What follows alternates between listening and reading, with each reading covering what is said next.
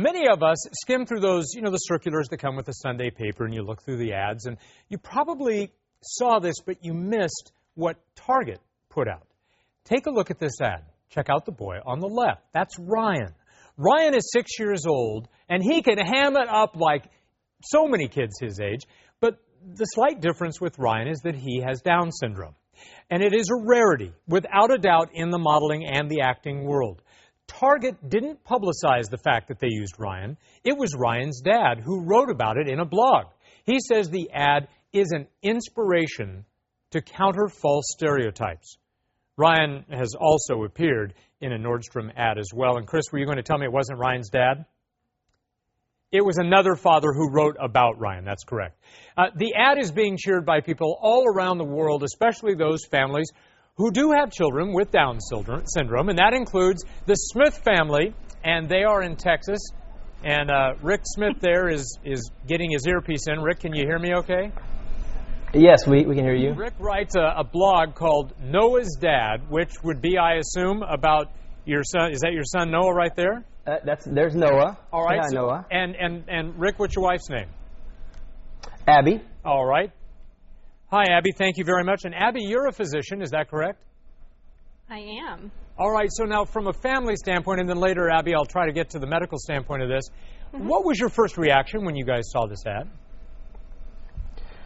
I think for me as a dad of a child born with Down syndrome, I was excited to see our culture include, children like mine that are born with Down syndrome and to be able to say, hey, Down syndrome is okay. Well, and yet, let me ask you, this is an awful personal question, but when Noah was about to be born, before Noah was born, and how did you and Abby receive the news when you found out that Noah would be born with Down syndrome? Well, we found out that Noah was born about 4 hours after, or that Noah had Down syndrome about 4 hours after he was born. Okay. And so obviously there's a rush of emotions that you have, but as soon as we held him and saw his life, we celebrated. It was a celebration of life. Well, and Abby, as a physician, you know from more of an objective standpoint what the ins and outs of Down syndrome are. Is there a way that the public needs to be educated? I just think they need to know that these kids are awesome and wonderful, and they're not a tragedy. They're not something to be sorrowful for, that they should be celebrated. And parents, if they're told that they have a child with Down syndrome, should also be told congratulations. And a lot of time we focus on the medical problems or the needs that they're going to have, but really we should just be celebrating them. And isn't more being done with Down syndrome children as far as raising them and giving them both psychological help and occupational help?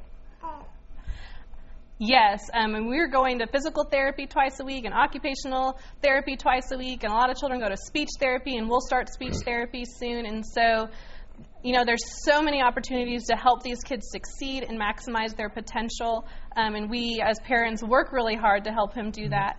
And all parents, have to work hard for their children, but those that have special needs have to work a little bit harder to help them achieve their goals.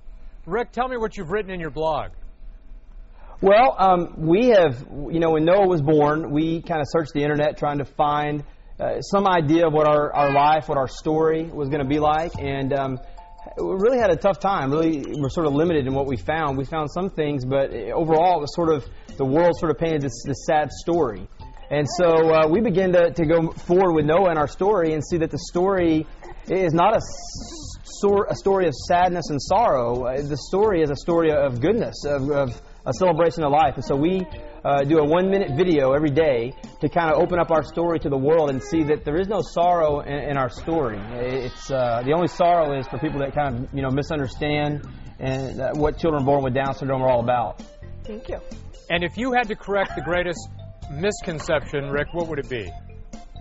The greatest misconception would be that children born with Down syndrome are sick or have something that they want to be cured of. They're not sick. They don't have anything that needs to be cured. They need to be celebrated. And right. One of the statistics that we wrote about was that 9 out of 10 babies born with Down syndrome are aborted. And so for every one Noah that you see, there's 9 Noahs that you don't see. And so we really want to just hope that mothers would bring their babies to full term and celebrate their life. Did you just say 9 out of 10 are aborted?